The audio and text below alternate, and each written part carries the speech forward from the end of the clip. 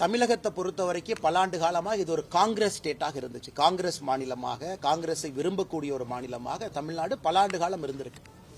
இந்தியாவில் மற்ற பகுதியில் காங்கிரஸ் வருவதற்கு முன்பே தமிழகத்தில் காங்கிரஸ் மிகப்பெரிய தலைவர். இன்னைக்கும் காங்கிரஸ்னு ஒரு கட்சி இருக்குன்னா ஒரு ஐடென்டி தலைவர்கள் பார்த்தீங்கன்னா ராஜாஜி ஐயா ஆரம்பித்து காமராஜர் ஐயா வரைக்கும் நிறைய சொல்லிக்கிட்டே போகலாம். இடையில முக்கியமான தலைவர்கள் எல்லோருமே முதலமைச்சர் நாற்காலியில் அமர்ந்திருந்தாங்க. இன்னைக்கு அந்த காங்கிரஸ் கட்சி எப்படி இருக்குன்னா, திரு பிரவீன் சக்கரவர்த்தி அவர்கள் பிரதிபலிக்கக்கூடிய காங்கிரஸ் கட்சியா இருக்கு. கூட்டணி ஒரு பக்கம், ஆசை இன்னொரு பக்கம். டெல்லியை பார்த்துக்கிட்டு இருக்கிறாங்க. டெல்லியிலிருந்து வரக்கூடிய தலைவர்களுடைய எண்ணம் வேறு மாதிரி இருக்கு, காங்கிரஸ் கட்சியினுடைய எண்ணம் வேறு மாதிரி இருக்கு. ஆனால் இன்னைக்கு பார்த்தீங்கன்னா காங்கிரஸ் கட்சி தமிழகத்தினுடைய தலைவருடைய நிலம் எப்படின்னா, தன்னுடைய சொந்த கட்சியை சார்ந்த ஒருவர் தனியார் தொலைக்காட்சி நிறுவனத்துக்கு பேட்டி கொடுத்து இவங்க வளர்ந்துட்டாங்க, திமுக வளர்ந்துச்சுன்னு எங்கேயுமே சொல்ல, திமுக ஆட்சிக்கு வரணும்னு எங்கேயுமே அவர் சொல்லல. அவர் மீது நடவடிக்கை கூட எடுக்க முடியாத நிலைமையில தான் தமிழக காங்கிரஸ் கட்சியினுடைய தலைவர் உட்கார்ந்திருக்கிறார். பத்திரிகை நண்பர்கள் ஏன் நடவடிக்கை எடுக்கலன்னு கேட்டா, நான் டெல்லிக்கு அனுப்பியிருக்கேன், டெல்லியில முடிவு பண்ணுவாங்க. அதாவது ஒரு கட்சியில ஒரு தொண்டனின் மீது ஒரு நடவடிக்கை எடுக்க கூட முடியாத ஒரு மாநில தலைவராக இருக்கக்கூடிய காங்கிரஸ் கட்சி இன்னைக்கு எதற்கும் டெல்லியை பார்த்து எதிர்பார்த்து கொண்டிருக்கின்றார்கள். இந்த ஒரு காரணத்துக்காகத்தான் காங்கிரஸ் அழிஞ்சிச்சு. தமிழகத்தில் இருந்த பவரை தூக்கி டெல்லியில கொடுத்தாங்க. கர்ம வீரர் காமராஜரையை எப்படி இங்க ஆட்சியை நடத்தினாங்க.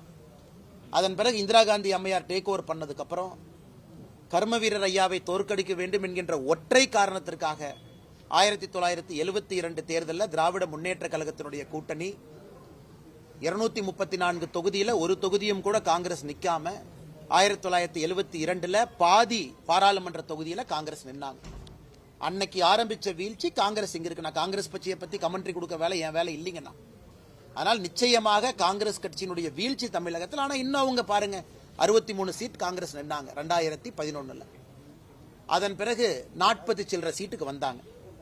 அதன் பிறகு 25 சீட்டுக்கு வந்துட்டாங்க. 60 சீட்ல நின்ன ஒரு கட்சி அதே திமுக கூட்டணியில வெறும் 10 ஆண்டுகள்ல இன்னைக்கு 25 சீட்ல வந்து நிக்குது.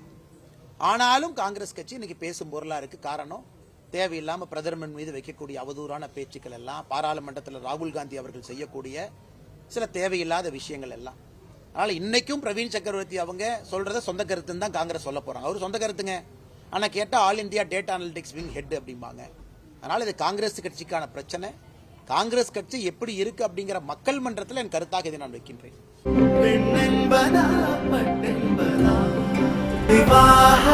மணப்பெண்ணின் பிரத்யேகமான திருமணம் விவாஹா தி சென்னை சில்க்ஸ்.